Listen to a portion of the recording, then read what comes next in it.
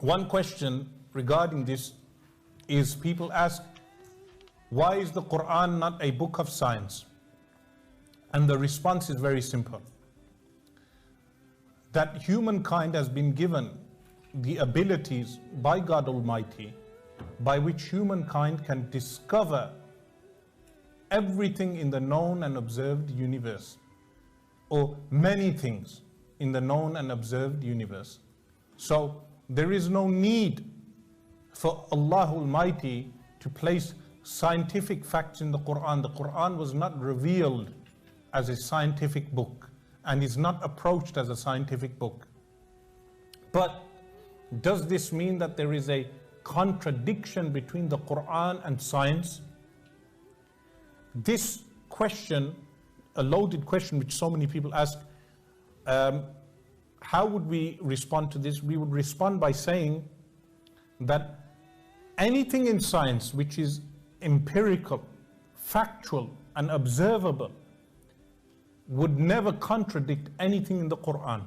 Now people are quick to rush when they hear this, because they mention the example of Dhul Qarnayn, who is a person mentioned in the Quran, that when he went towards the west, what did he observe? The Quran says he observed a muddy spring of water, and he observed the sun setting.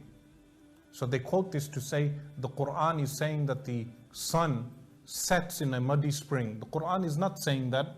It is mentioning that when Dhul Qarnayn reached the end of the western shore, he reached the end of the western hemisphere, he observed a body of water, and by observing the horizon, he could see that the sun was setting.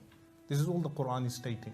But never would you find a fact which is empirical and observable and factual which is contradicted by the Quran.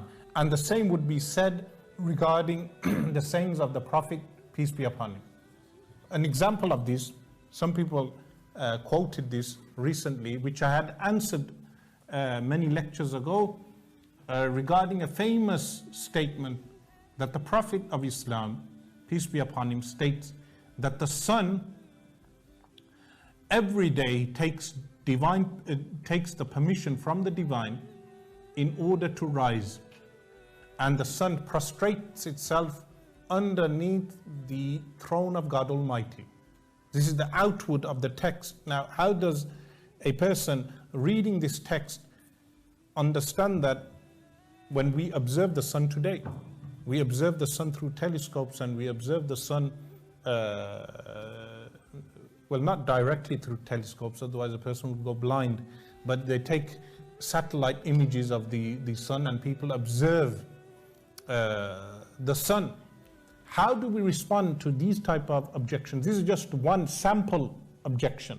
From this, you can understand how to approach such hadith or sayings of the Prophet, peace be upon him. Firstly, the first problem for the person misunderstanding this is prostration. What does prostration mean? Because when a human prostrates with what? His face, his two hands, or her two hands, the two knees, and the 2 feet.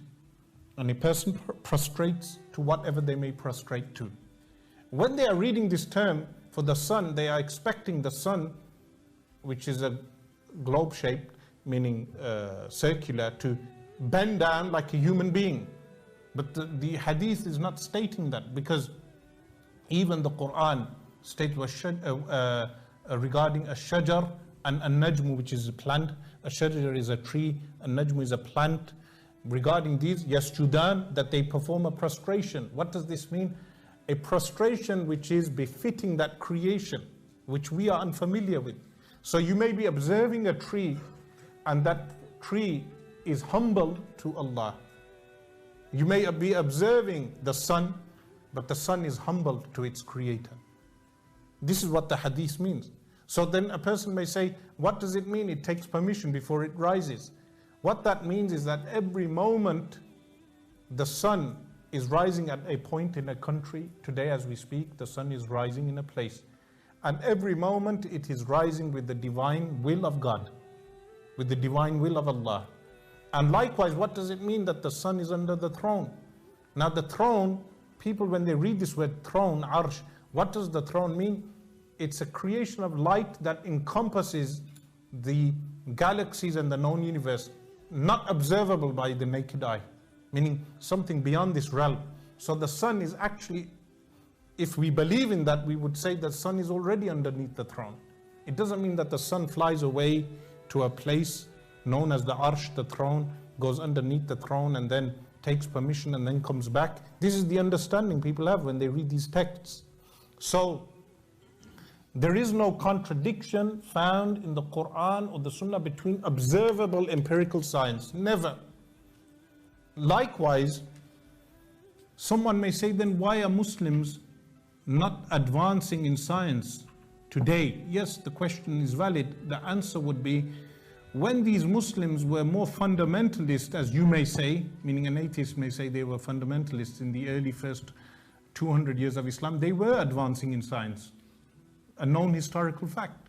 So if there was an intricate link between Islam and science, meaning whenever Muslims are not advancing in science, it is due to Islam, then historically speaking, this is disproven.